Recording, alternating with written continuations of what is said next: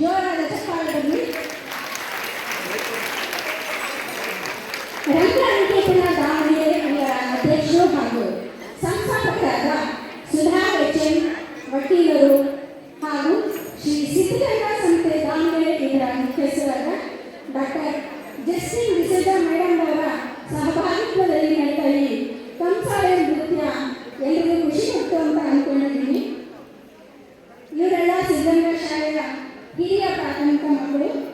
ಒಂದರಲ್ಲಿ ಹೆಸರಿದ್ದೀನಿ ಪ್ರಾರ್ಥನಾ ಆಕೆ, ಪ್ರಾರ್ಥನಾ ಎಸ್ಯು, ಸ್ಪಂದನಾ ಪಾಟೀಲ್ ದೇವಿ, ರಿಯಾ ಪಿ ಬಾದಾಮಿ, ಶಕ್ತಿ ಪೂರ್ಣಿತಾ, ಸಿಂಚನಾ, ಶ್ರೇಯಾ ವಿಜಯ್, ಶ್ರೇಯಾ ಪಾರ್ವತಿ, ಪ್ರತೀಕ್ಷಾ, ವರ್ಧಿನಿ, ತೇಜಸ್ವಿನಿ, ಕೀರ್ತನ, ವರ್ಷಾ ಬಿಜಿ ಹಾಗೂ ಖುಷಿ ಏಜಿ.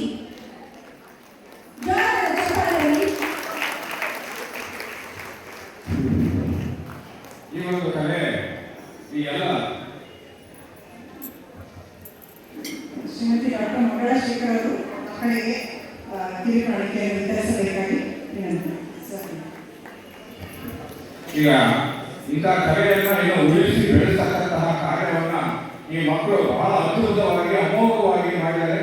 ಈ ಒಂದು ಕಲೆಯನ್ನ ಮೆಚ್ಚಿ ನಮ್ಮ ಕಾಸಪ್ಪದ ಇವರು ನಿರ್ದೇಶಕರಾಗಿರ್ತಕ್ಕಂಥ ವೀರಪ್ಪ ಅವರಿಗೆ 1,00,000 ರೂಪಾಯಿಯನ್ನ ಕಾಣಿಕೆಯಾಗಿ ಕೊಟ್ಟಿದ್ದಾರೆ. ಅವರಿಗೆ ಧನ್ಯವಾದಗಳನ್ನು ತಿಳಿಸ್ತೇವೆ. ಮಕ್ಕಳೆಲ್ಲರಿಗೂ ಸಹ ಅಭಿನಂದನೆಗಳು, ಧನ್ಯವಾದಗಳನ್ನು ಹೇಳ್ತೀವಿ.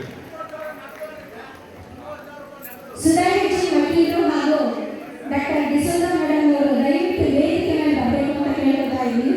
ದಯವಿಟ್ಟು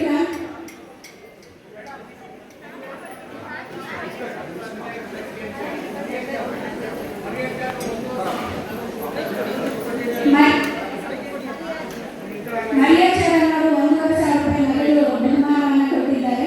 ಅವರಿಗೆ ತುಂಬ ಪ್ರೀತಿಯಿಂದ ಧನ್ಯವಾದಗಳನ್ನು ಅರ್ಪಿಸ್ತಾ ಇದ್ದೇನೆ.